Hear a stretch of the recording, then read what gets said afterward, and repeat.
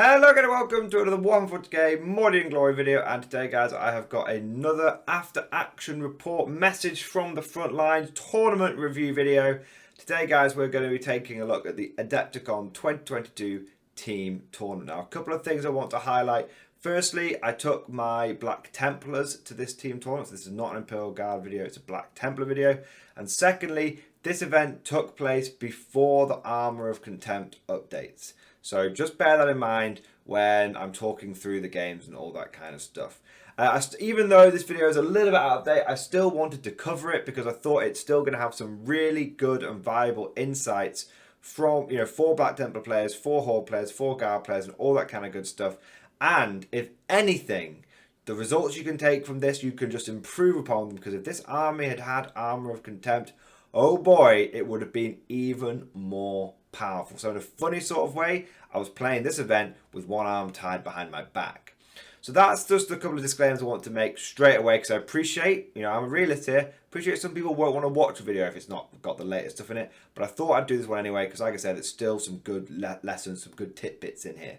Now at the end of this video, I'm going to link to you to my singles Adepticon performance, where I also ran my Black Templar, so you can see how this list did in a singles event, and you can see how it did in a team event. Without further ado, let's crack on with today's video. So as always, I like to start these videos by saying a massive thank you to the event organisers, and I have to say Adepticon Team 2022 was an absolutely fantastic event. Very much like the singles event, the organisation was on point, and you really get a sense when you go to some of these more long in the tooth, these more well-established tournaments, even though they haven't been around for a couple of years because of COVID and stuff like that, you still get a sense of just they've learned some lessons and they know what they're doing. So you really get a sense of great organisation, and from top to bottom, start to finish, everything was done really, really well. Don't have a single issue with the way the tournament was organised. And so I just want to say a massive thanks to them for organising a really, really fun event. In terms of which one I preferred, and I will do a little bit of comparison between this one and the singles event, I actually prefer the team event, but that was just because, we'll get into it a little bit more, but the structure was a bit different, the missions were a bit different, and I just thought overall it was a much more less cutthroat, more friendly sort of vibe, which is exactly what you want from your team event. Teams is meant to be fun, and I can say that the Adepticon vibe for teams was perfect. So that's just want to say a massive thank you to the Adepticon people, and then what we'll do now is we'll get into the list reviews, lay of the land, and all that kind of good stuff. So I'm going to give a really quick overview of what list I was using at this event, because essentially it's like my normal Black Tide 2.0 but cut in half. Okay, and there will be, I'll put the list down in the description below, but essentially guys, how my Black Tide normally operates is that it's really, really durable, and it's really, really just as loads and loads of bodies and chainsword attacks and all that good stuff, and it just drags things down through weight of dice. However, when you're doing a team event, it's a little bit different. And what I've found in the past is, especially with Imperial Guard, running 1,000 points of infantry in like a team tournament actually isn't enough. You need that critical mass of body. So I was a little worried going into this that the mini Tide wouldn't do as well, but overall it performed absolutely fantastically. All my teammates brought really elite armies. So I had a Grey Knight player with 3 Dread Knights, and we had 2 Custodes players in our team. So my list was Black Templars, and because I was just bringing essentially 50 Marines as my contribution to every single doubles game, it meant that we had that perfect balance of bodies and firepower and killing power. So actually that was my sort of my plan going into it, and it actually worked out really, really well. So the list that I essentially used, I dropped a couple of models here and there to make it work, but I essentially used Grimaldus as my HQ, and then I used 3 squads of troops. 2 of those were 2 big choppy blobs, roughly 20 Marines in each one. Like I think I dropped 1 or 2 Marines from each blob, but roughly 20 Marines in each blob, all chainswords, all combat weapons, all bolts to pistols, all that kind of good stuff. Just 2 Primaris Crusader squads with as many bodies as I could, and then I had 1 smaller squad of about 10 Marines where I used my shooty bolter guys as well. And again, that was just so that Grimaldus always had a bodyguard that didn't need to worry about being out of the fight. Those bolters can shoot from a fairly long way away. Now, a couple of things. So that was the list that I used. Strategy for this, like I said, is to provide bodies, provide screening, provide objective taking capabilities. And just to, I knew my teammates were going to be bringing elite and punch, so I thought I would bring bodies and mass, and that's what I brought. So that's that was the list format. In terms of what litanies I took, Grimaldus, obviously, you know, he took the litany of hate, and then he also took the litany of put yourself into a vow, and he also took the litany of we have an additional actually, and then also the litany of +1 attack, not fight for the pain. I didn't go fight for the pain one, +1 attack. So that was really, really good, and it just helped again keep that durability going. So that was the list: bodies, Grimaldus, and provide some objective taking capability for my teammates. Without further ado, what we're going to do is we're going to get into the structure of the team tournament now. So the structure for the event was very, very different to your typical matched play tournament. Firstly, every game was a doubles game, which is obviously different. Normally they're singles games, right, for a competitive event. This wasn't a competitive event, this very much was a fun event. So every single game was a doubles one, but your army counted as one army. So what's really interesting here is if you were running, for example, Necrons and Necrons, you both got your command protocols and your doctrines and stuff like that. But if you're running, let's say, Grey Knights and Black Templars, they're two separate armies. And whilst they share Imperium keyword, that's not enough. So you wouldn't get your Brotherhoods, you wouldn't get your combat doctrines, you wouldn't get your Templar vows normally. So that's just something to be aware of. So it was really interesting because it was like people were almost encouraged to bring 4 of the same army along. And that was, you'd be rewarded if you did that. But the flip side is if you do that, obviously you've got like not one army can't do everything. So then the advantage of if you bring like soup is you get to bring a souped army. You get the best of 2 armies potentially. But the disadvantage obviously is you're missing out on a lot of those powerful buffs that armies rely upon. So that was kind of crazy. So that's something to be aware of. Other thing to mention is detachments were not your normal detachments. There were 4 or 5 different special kinds of detachment, and essentially only one person, the captain, could bring a super heavy. Now, no one in our team brought the super heavy to the game, so we didn't really worry about that. In fact, we all basically brought I think it was the standard detachment, although I think the guy of the Dread Knights might have brought the non-standard one, one of the elite focused ones. But it's interesting. They're kind of like a hybrid between the old force organization chart and the new detachment systems.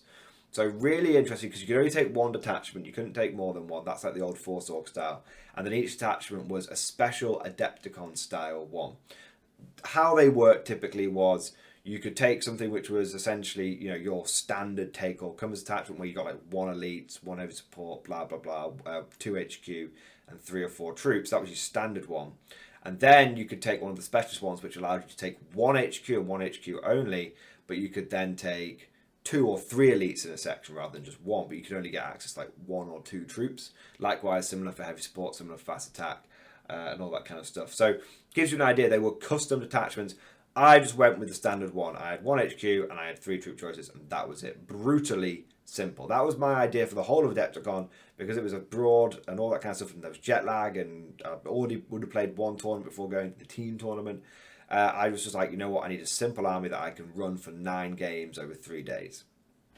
So that's why I chose Black Templars, and that's why I went with the very sort of simple list. One thing to mention about my list, which I didn't mention last time, is I went for Grimaldus over Helbrecht because Grimaldus was slightly cheaper, and also I figured litanies were more important than the +1 strength buff. Again, I was there for durability and bodies, less there for killing power. Just one thing in case anyone was wondering why I took Grimaldus over Helbrecht. Going back to the setup though, in terms of so that was the detachment. All of the missions were custom missions as well. None of them were your standard matched play missions, and they were in a special rules pack that you got for the event. So I'll give you an example of the missions. They were all fairly similar, but a couple of them were really, really unique. So for example, the first one, you had your classic sort of arrowhead deployment It's almost like a 6th or 7th edition deployment zone. It's like Dawn of War deployment, but pointy Dawn of War. And then the primary objective was you get a victory point if you destroy an enemy unit, you get a victory point if you destroy 3 enemy units, and you get a victory point if you destroy more enemy units in a round. So it's just almost like kill points. And then you've got your secondary objectives, which were objective markers. So if you took the center objective marker, it was worth 6. They weren't all worth the same. If you hold on to your own ones that are in your own deployment zone, you get 2. If you take an enemy one, you get 4. So it's a real incentive to have a big old fight in the middle of the board.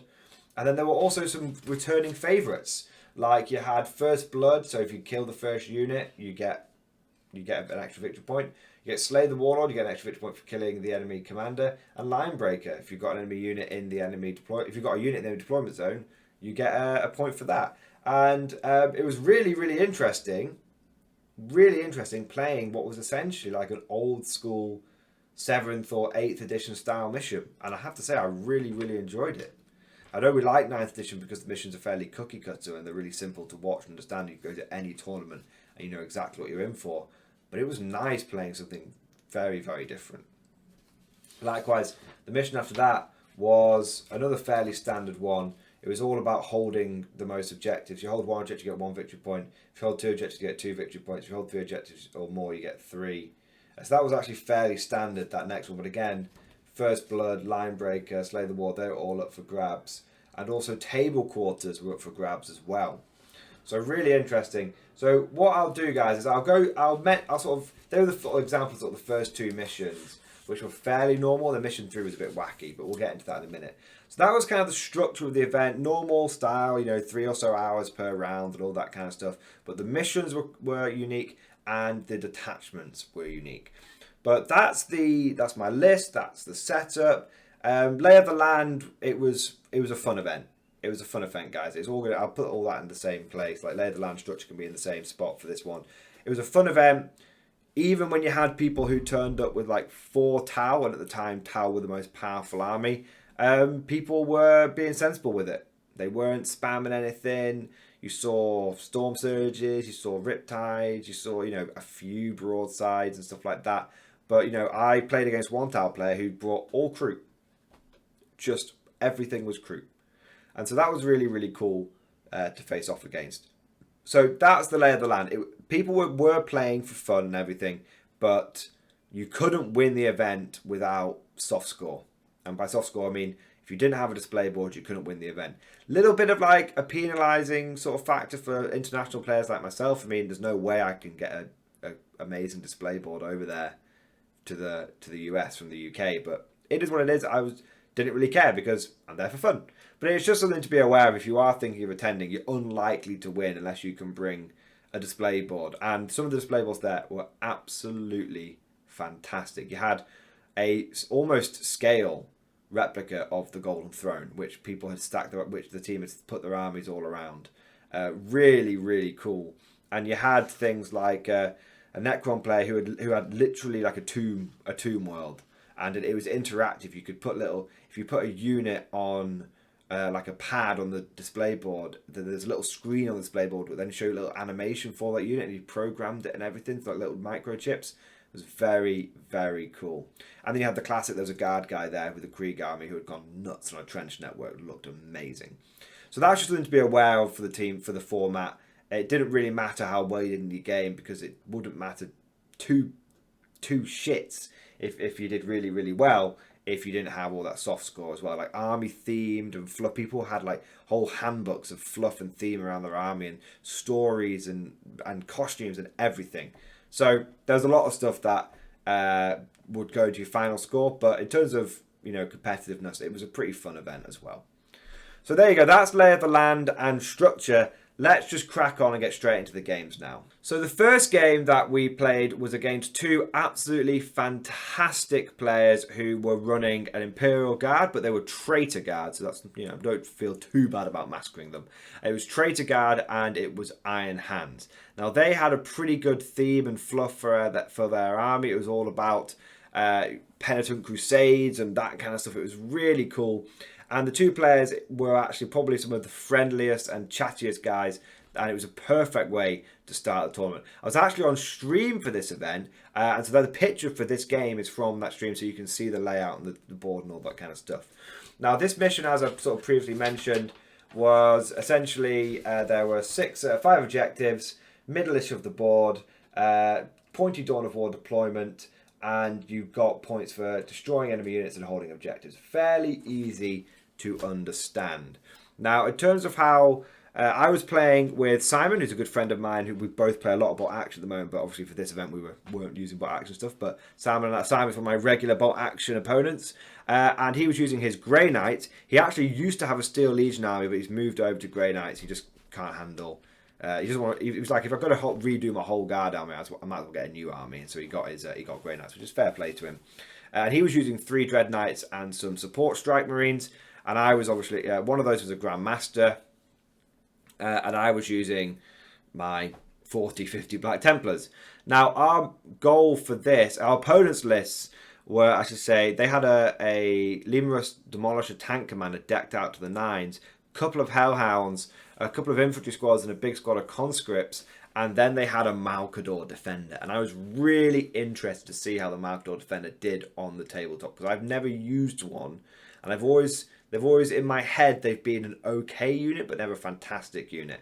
Supporting them, they had one of the big Terrax drills, which was just like, they put in reserve, obviously, and that was pretty scary. In that drill, they put 5 tactical marines just for some line-breaking shenanigans. They also had a giant, like, Vindicator, laser, destroyer thing. It's a Forge World unit. It's like a Vindicator with a giant laser destructor in it. Very, very cool unit. Redemptor Dreadnought and some jumpy dudes and another squad of Marines. And that was basically it. Now, how we deployed, Simon and I, is we took advantage of the terrain. I hit everyone as best as I could. I stacked up basically all of my Marines in the centre and on the left flank. And I didn't worry so much about the right-hand flank because Simon put 2 Dread Knights there. And then that was essentially it. And then he put another one of Dread Knights anchoring the left-hand side as well. And so the game, we actually got first turn and we went all in, and we went to go to kill the Malcador Defender and a bunch of other stuff, and we didn't pull it off. We actually went, Simon Gate of Infinity and shunted 2 of his units forward, 2 of his Dread Knights forward. I pushed forward as far as I could have, but obviously I can't advance and charge, but get in position to be a turn 2 second wave. And we didn't destroy the targets we wanted to destroy, and we thought, oh, well, that's it. We're going to be having a really bad time now. We've exposed ourselves, and we're going to get just blown off the board. And then Simon, who is famous for rolling badly, rolled fantastically and didn't lose either Dread Knight when both of their armies essentially opened fire everything onto them. He's been saving all those 4-up saves for a long time, so they all came through in one go. And that essentially meant that we were in a really strong position because we'd taken loads of ground. We'd survived the counterpunch, which we genuinely probably didn't deserve to survive. And then our opponents had come out and exposed themselves against us, but we were in a better position to get the drop on them. So that's what we did. And essentially, it became a little bit of a snowball. And one squad of my Templars picked up both of the guard players' Hellhounds, picked up 20 of his, all of his conscripts and one of his infantry squads. Just one squad of Templars just chowed down on at least 50% of the guard players' army, and the other block of Templars finished off another infantry squad and the enemy Psyker, and just wrapped and trapped a Demarche tank until the final turn. And so but the Templars really picked up most of the guard stuff, and then the Grey Knights picked up the majority of the Iron Hand stuff. The Malcador Defender died, the Redemptor Dreadnought died, Terrax Drill came up, didn't kill what it needed to kill, then got blown up, and then the Tactical Squad died as well. And overall, it was a bit of a massacre. But our opponents played the hearts out and weren't salty or grumpy in any way, shape, or form. So absolutely, just massive props to them. They put up a really good fight and a really, really good game. In terms of lessons learned, we hadn't done any practice games, but our theory of you know, of me being the bodies when needed really worked out in this game. You know, thanks to the fact that the Templars were able to just take over loads of objectives, we had fantastic force concentration. All of my army essentially concentrated into 2 units, and so that's really, really big. So, you know, whereas our opponents didn't really have that force concentration, unfortunately, and like so, we got lucky on some rolls as well. So there we go. Game 1 was a win for our team, and it was in terms of how our other 2 players. I think it was a 4-man team event.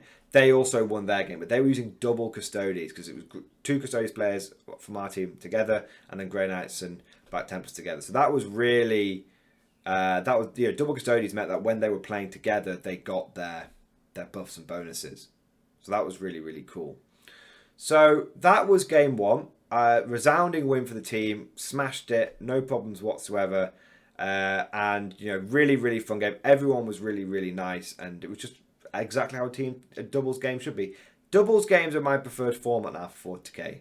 I'm not going to lie, I think I prefer doubles over singles because you just get to have a bit more of a laugh and you can bring some crazy stuff along. But anyway, let's get into game 2.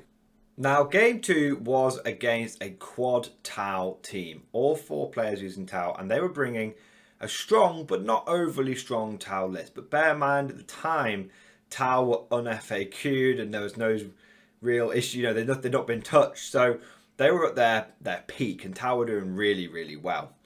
Now, our opponents brought the 2 that I faced against brought a mixture of units. To be fair, they had a couple of Crute units, a couple of like a Fire Warrior and Pathfinder style units, sort of generic Tau infantry. But their main power was the fact they had a Storm Surge, and they also had a unit of broadsides, just the 1 unit of broadsides, and they also had a couple, or was it 2 units of broadsides? I think it was 1 unit of broadsides and then like 2 units of regular battle suits. So they had a good amount of suits, probably sort of 9 to 12 suits, and they had like they had one of the flyers as well, the one that has like the ion rifles and stuff like that. And so they had a nice mixture, but they had a really tasty core to their army. Now, I was obviously using my Black Templars, and I got to play alongside Matt Robertson, who's actually was our sort of team leader. Simon was actually the captain, but Robbo was kind of our sort of unofficial team leader. And Robbo is one of the best players that I know, if not the best player that I know. You know, he actually in the singles event for Adepticon came second, and he was so close to winning it.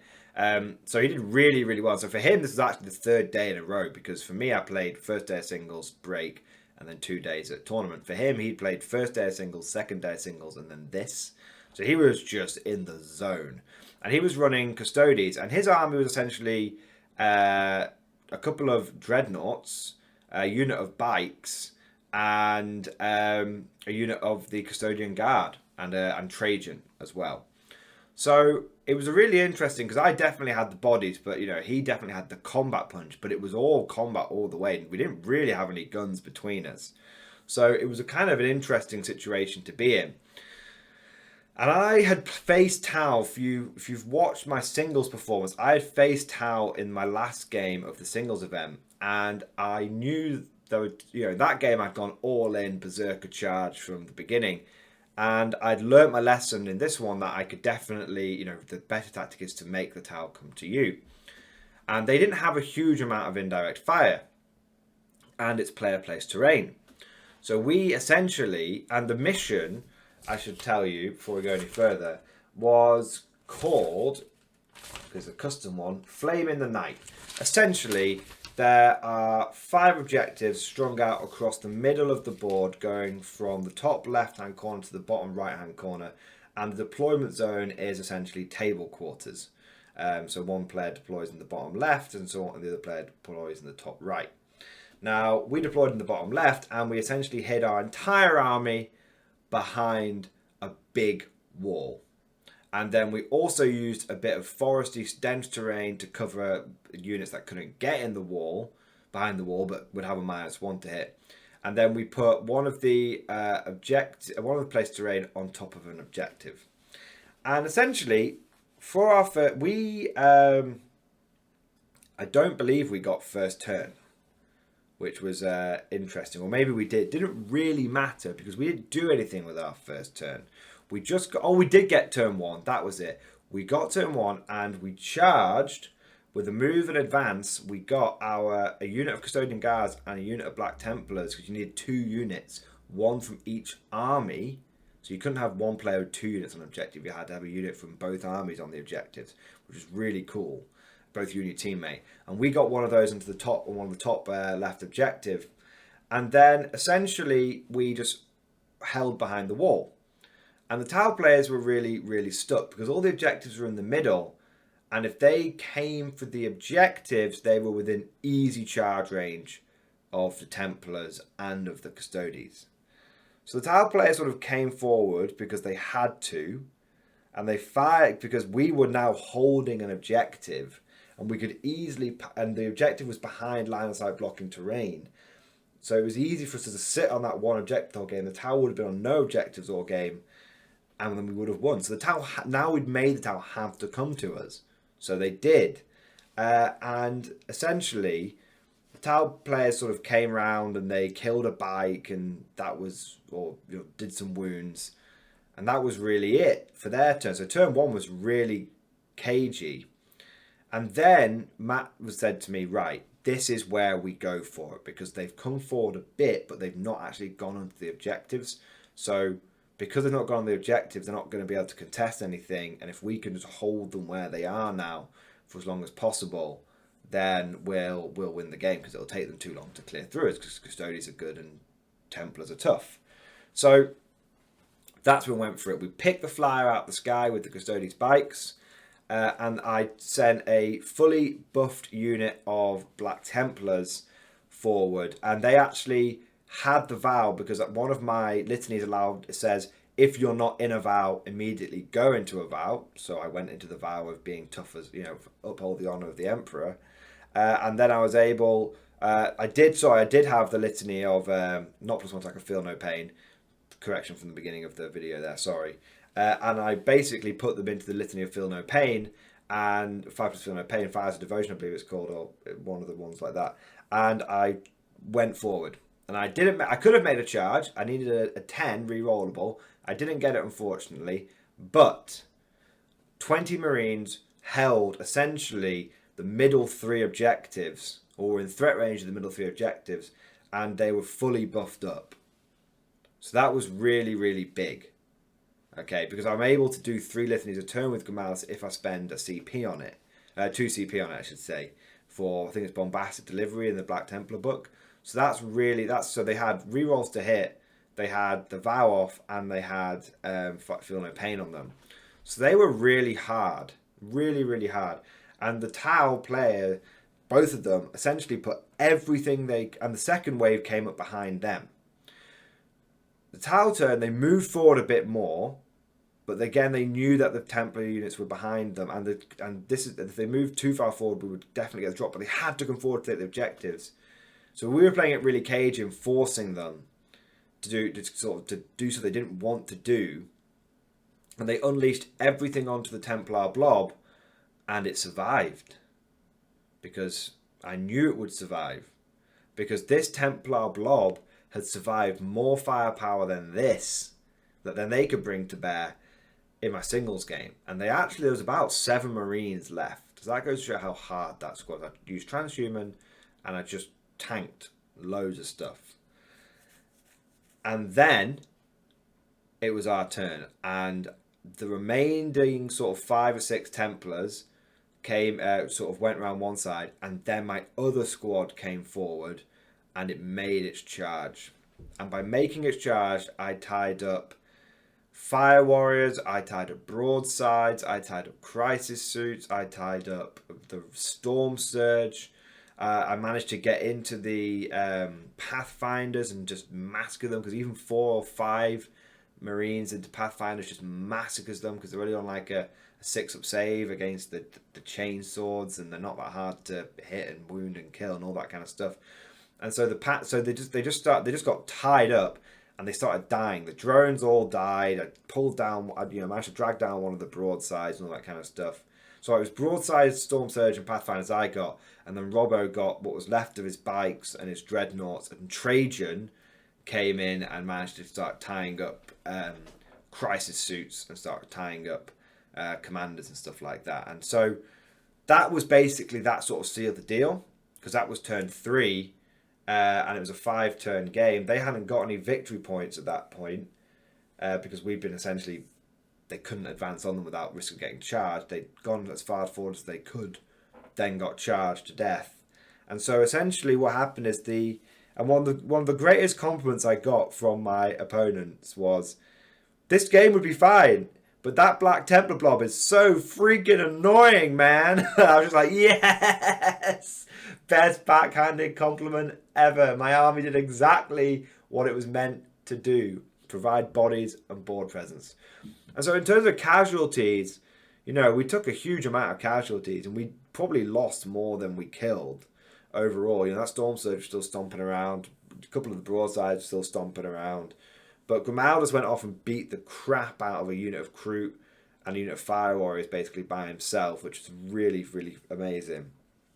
And so overall, it was just a really, really fun game. And overall, we absolutely smashed it. Huge casualties, but by playing it cagey for the first couple of turns, we really, just forcing the tower to not be able to engage exactly what they wanted when they wanted.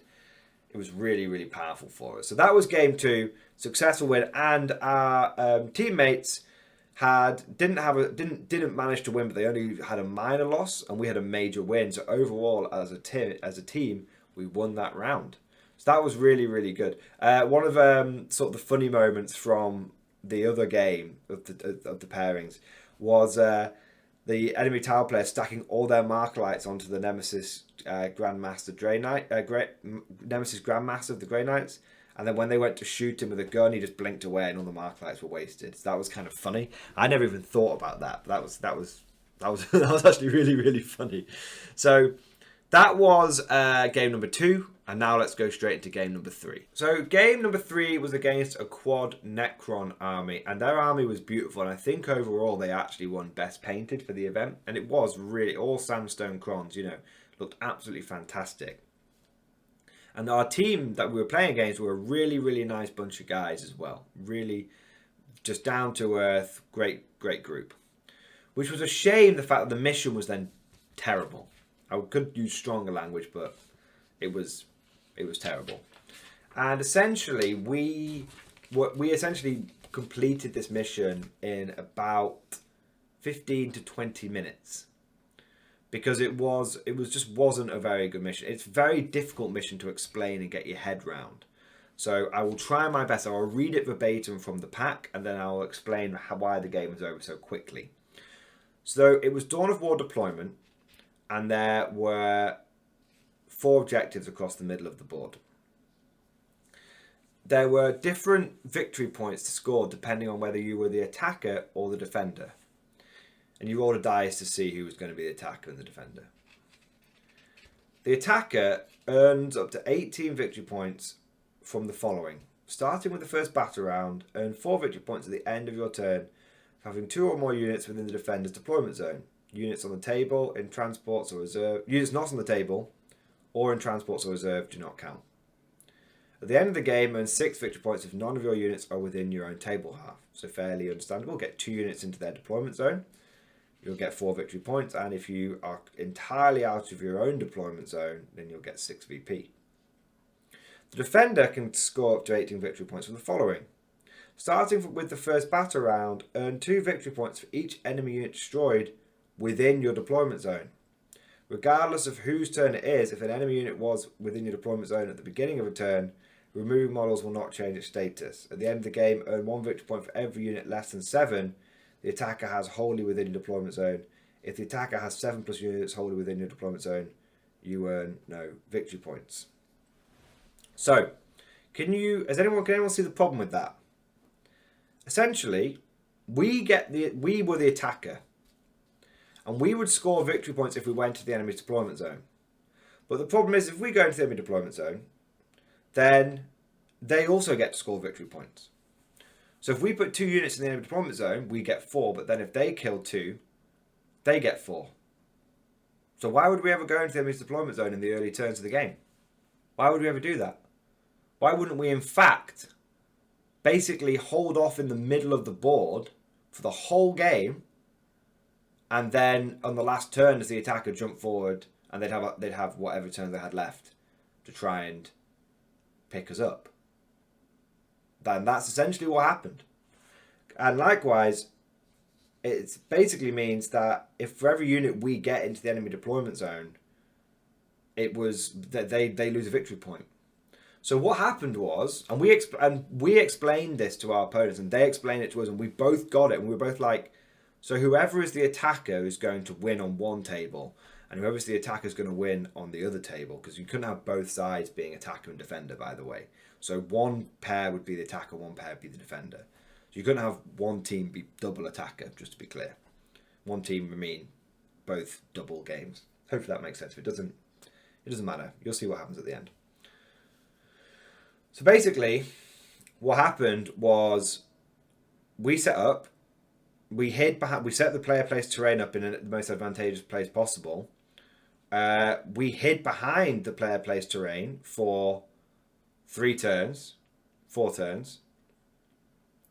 and then for 3 turns, and then turn 4, we ran out into the middle of the board, and our opponents had 1 turn to do whatever damage they could to us, but they're not going to pick. They were combat Necrons, so they didn't want to come towards us either, because they didn't come towards us either because if they come towards us, then we basically get to kill them all, because that's how we deployed a position where we'd ambush them. So we came forward. They took 2 objectives.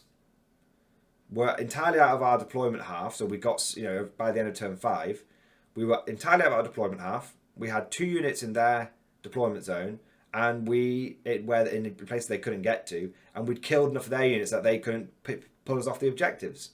So they held 2 objectives, which were worth some points. We held 2 objectives, which were worth some points, and then because we were the attacker, we got more victory points for being over the halfway point, and we got more victory points for being in their half. So we won. And the exact same thing happened on the other half, on where the other 2 of our teammates were playing. So in both cases, the attacker won. And we literally said, are you sure? So we just call it a draw on both tables if you want. We just said, we'll just be, but one of their players really wanted to see if that's what would happen. And that's exactly what happened. We went, right, we've deployed. We've done a turn 1 movement just to get into the terrain we want to get to. We're done. And they were like, right, okay, we've done the same thing. Right, turn 2, we're done. Yeah, turn 2, we're done. Turn 3, yeah, we're done. Yeah, we're done as well. Right, turn 4, we're going to jump out and get you. Right, we've got to try and stop you, turn 4. Right, we didn't stop you. Okay. Right, we're now going to pick you up. Great. Okay. Okay, now we're over the halfway point. That was it. It was a silly mission.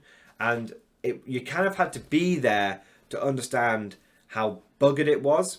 And fair enough to Adepticon, they took the feedback on board. And they said they'd had a lot of negative feedback about the mission. So fair play to them. It was a bit of a messed up situation, and I would say about half of the players there figured it out like we did and did exactly the same thing, and the other half played it out and the exact same thing happened. They just took longer to get to the conclusion, which was pretty crazy. So that was probably some great guys to play against. We actually spent the remainder sort of 2 hours of the round just drinking with them and having a great time and chatting and all that kind of stuff. But that was my least favourite mission.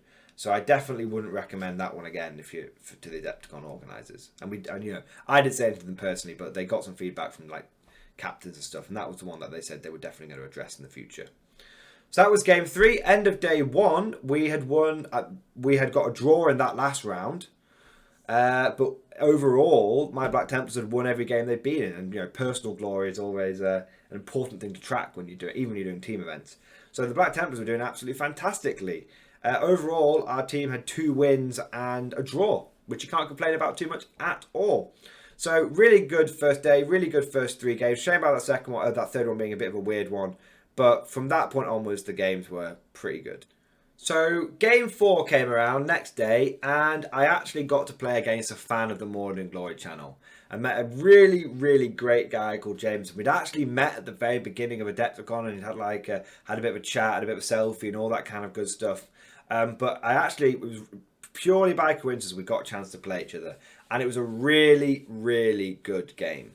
And I just want to say, just massive thank you to Jameson. Like, he was an absolutely fantastic player. His teammate was an absolutely fantastic player as well. And it's always good to meet people, fans and followers of the channel, because they're always just fantastic people.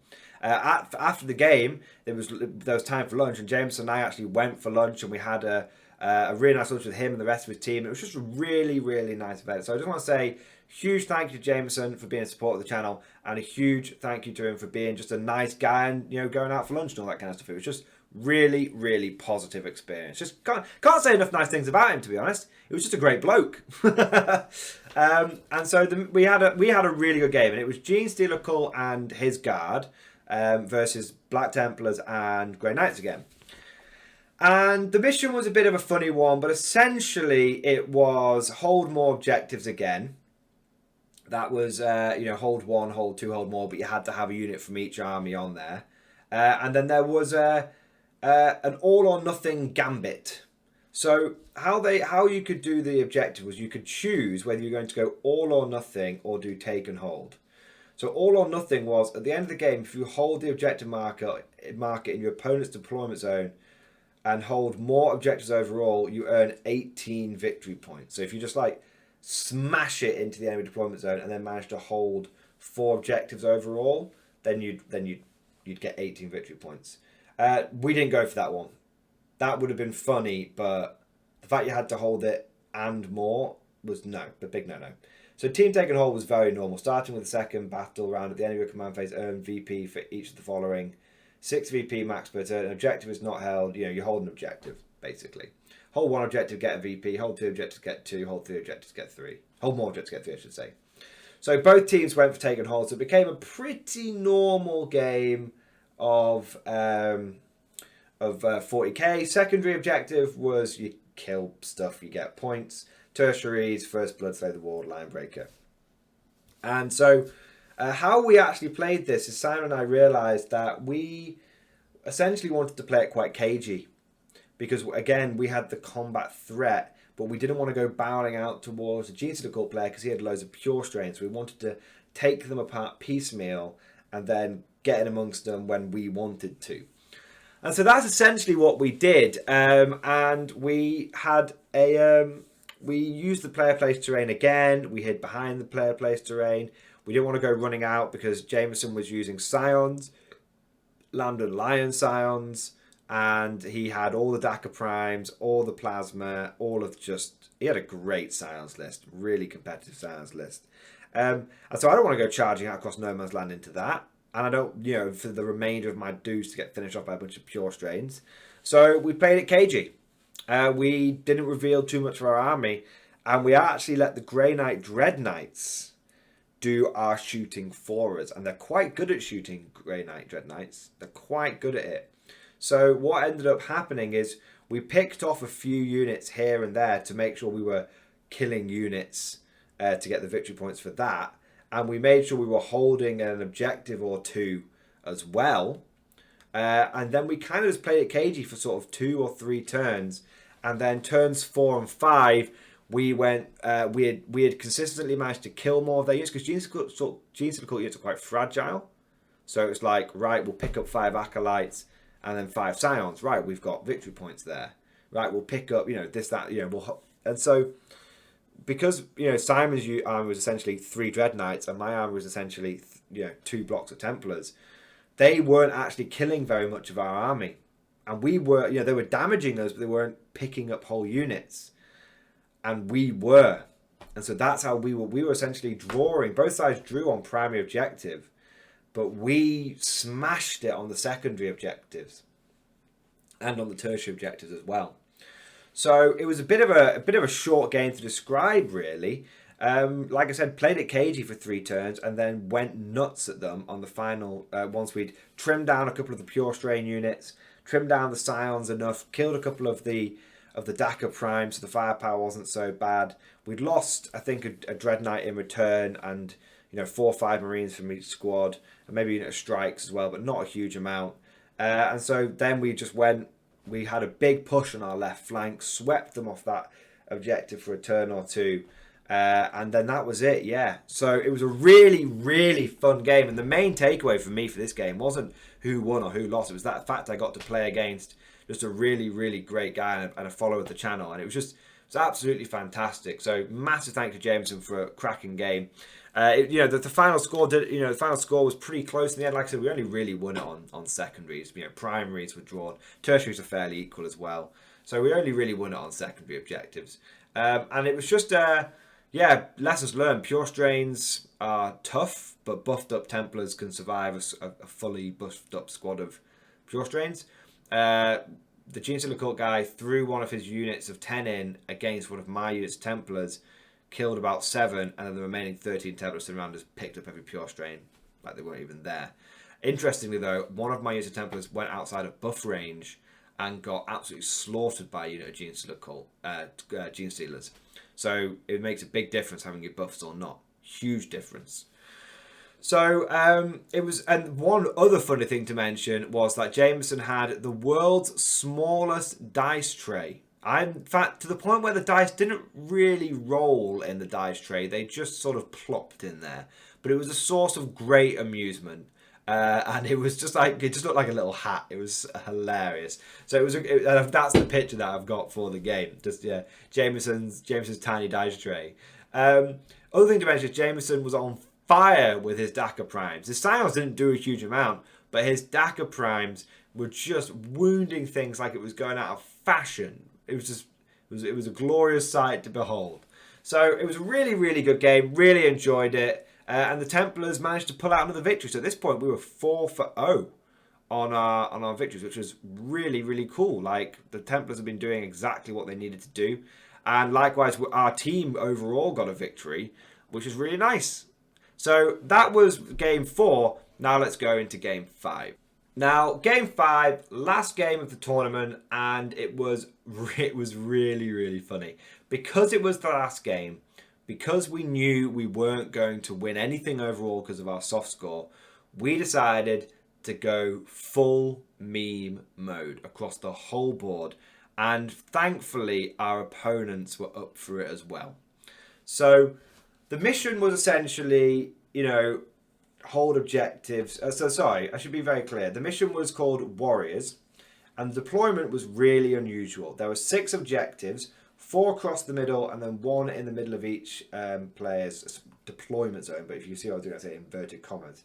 Because there was actually, deployment zone was really weird. It was Dawn of War deployment, but there was a 12-inch break. So if you can imagine, like, the flag of England, not the Union Jack, but the English flag, St. George's Cross. That was essentially the deployment zones, with the cross being the red bit being no man's land, and the red bits being and the white bits being the deployment zone. So one player from each team had their own dedicated deployment zone, so you couldn't deploy together, which meant the Black Templars had to deploy on their own, and the Custodians had to deploy on their own, and our opponents were using Quad Tau again. But this is where I played against the all Kroot guy. So, because of that, we entered into a gentleman's. It was me and my teammate Stu. We're playing against Tim and another person. I can't remember their other person, but it was the Battle of the Tims. Tim and other Tim. And Tim Duran, that was his name, and he actually follows the channel now. And I've seen him popping up in the comment section a few times. So I just want to say, it was absolutely fantastic. It was a pleasure playing against my fellow Tim. There were dozens of Tims, dozens of us. And we entered into a gentleman's agreement on our quartet. It wasn't what our teammates were doing, was up to them. But on our quartet, we entered into a gentleman's agreement, which was we were essentially going to play 2 1v1s. So the opposing deployment zones would face off against each other. So I, with my Black Templars, was facing off against all Kroot guy, and Stu with his Custodians was facing off against all the battle suits. And we agreed that neither side would interfere in each other's 1 versus 1 until their own 1 versus 1 had been concluded. So if you manage to wipe out your opponent in your own 1 versus 1, you can then come and help your teammate out. But if you don't wipe them out, then you can't. And it was totally not in the rules. Nothing in the rules that mentioned it. We just did it for fun. Because I said, and the Kroot guy said, we want to see who's going to win, Kroot or Templars. Because he had all Kroot with Shapers and all the buffs. He had one Riptide as well. He said, I physically couldn't bring any more Kroot based on the restrictions of the special detachments and everything. And I was like, that's fair enough. So we had Kroot Hounds, he had Krootox, and he had Kroot Warriors, and then one Riptide backing it up. And then he had Shapers, 2 Shapers. And I literally deployed on the line in a bit of cover, because I didn't get a vow, I actually got to take advantage of cover. And I got turn 1, and I moved in advance everything forward. And I shot a few pistols where I could, or assault weapons where I could, with a CP, but that was it. And then my opponent, with all his Kroot, charges forward, gets the drop on me. He actually does quite a lot of damage, like kills one of my Templar squads by down to like half. But then the Templars start chopping. And I've told you guys about this list in the singles. It gets charged, and then it just opens its mouth, and it just devours everything in front of it. And so in about 2-3 turns, I picked up every Kroot Hound. I picked up every Kroot Warrior, and I picked up every Krootox. And by the time the dust had settled, I still had about 25 out of the starting 50 Marines of Grimaldus, so about 55 models roughly. I still had about 30 models. I just went through this guy like a hot chainsword through Krooty butter. That was it was glorious to behold. And my opponent, fair play, at any time they could have broken off the gentleman's agreement. At any time they could have backstabbed us and been filthy Xenos and gone, oh, I need some bastards over here, come and help me. And they didn't. At no point did they do that. Even when things were looking really dicey for them, when the Custodians were all over the battlesuits, when I was all over the Kroot, they didn't back out. And that is a testament to their honourability, their honour. Honourability, I think, is the word. That is a testament to their character and their just player ethics, and it was just fantastic. Couldn't have had a better end to the tournament. And the best bit was, in the end, I beat the Kroot guy, but I never chased down his Riptide. So I could never, as per the gentleman's agreement, help out Stu, who then ended up getting tabled by his opponent in the battlesuits, but he did a huge amount of damage. And in the final turn, the battlesuits came over and tried to help the Riptide out, but it wasn't enough. End result was that actually we lost the game overall by a little bit. Not by too much, but we lost the game overall by a little bit. But our teammates with the Custodians and the Grey Knights, they absolutely smashed their game. Absolutely maxed out the points. So overall, our team actually got a win from it. And so the final result was we won 4 games out of 5 and drawn on 1. So a really respectable amount. In terms of the Black Templars had actually they'd won every game they'd been involved in. And in that last one, in terms of the 1 versus 1, they smashed the 1 versus 1, the 1,000-point 1 versus 1. Overall, technically, they lost the game. Totally accept that. But in terms of the Templars' personal glory, and that's what Templars are all about, right? The personal glory on the battlefield for the Emperor, they smashed it. So I take that as the Templars went undefeated in a team tournament. Personal glory they did and went undefeated, which is absolutely fantastic. So that is the end of the game. That's the end of the tournament. And it was really, really fun. Couldn't have had a better sort of tournament. Because it was a lot more casual, the player place terrain was not an issue at all, unlike in the singles where it was massively a problem in my opinion. In this one, it didn't matter as much. People weren't bringing hard stuff. People were just having fun. And it was just overall, the player place terrain didn't make as much of an impact because the power was a bit more in balance. So overall, I had an absolutely fantastic event. And would I do Adepticon again? Absolutely. Would I do Adepticon teams again? Absolutely. In fact, if I was to go back to Adepticon, I wouldn't do the competitive singles at all. Instead, I would do the team tournament and I would do the doubles fun themed event that happened as well. I wouldn't even go near the competitive side of it. I think that Adepticon, from a fun perspective, absolutely smashes it. And if you are to go to Adepticon, I would highly recommend you go to all the doubles related stuff. The single stuff is still great. Don't get me wrong. The single stuff is absolutely fantastic, and I'm not ragging on that at all. I just mean from like a guard player's perspective and from where I personally had the most fun. I had the most fun in the Adepticon doubles events. That's where I enjoyed it the most. And that's where I would recommend anyone going as well. So that is the end of the video, and before I round it off, I want to say a huge thank you to the Patreon supporters of the Mordian Glory channel. Without the Patreon supporters, I never would have been able to go to Adepticon. I never would have been able to play in this absolutely fantastic team tournament. I never would have met loads and loads of fans and supporters of the Mordian Glory channel. Over the course of Adepticon, I must have met a dozen, 24 people that came up to me and, you know, said thank you and that they love the content and the channel, all that kind of good stuff. And that is honestly the biggest motivator that I can have as a content creator. Just people saying they like it and being nice and friendly. That's all I really care about. I don't really do it for the money or anything like that. I just do it because I find it fun, and I get a real kick about other people finding it fun and enjoying it. And it's thanks to the Patrons that I was able to go to Adepticon, produce this content, do a review, bring it back and share the information with you. And just, yeah, so huge thank you to the Patreon supporters. Genuinely, sounds crazy, genuinely life-changing. I never, ever in my life would have been able to go to Adepticon without the support of the Patrons. So, huge thank you. If anyone's interested in becoming a Patreon supporter, there's a link down in the description below. Thank you for watching. I hope you've enjoyed it. And of course, I'll see you guys next time.